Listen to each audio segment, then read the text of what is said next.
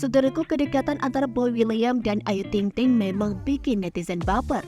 Pasalnya, meski mengaku tak menjalin kasih, keduanya justru makin getol pamer kemesraan. Sang biduan bahkan tak segan mengaku ingin menjadi ibu negara dari Boy William.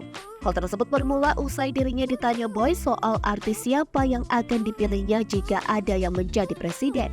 Dan ya, melansir dari tayangan kanal YouTube Kiss You TV yang diunggah 3 November 2023 lalu, Ayu langsung menyebut dengan nama Boy William.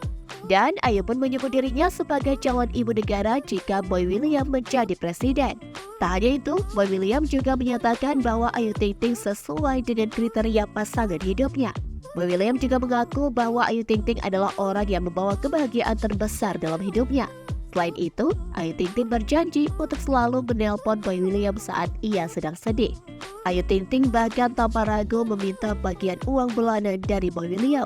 Tak hanya itu, Ayu Ting Ting juga menyatakan keinginannya untuk mencari calon suami yang lebih kaya dari Boy William.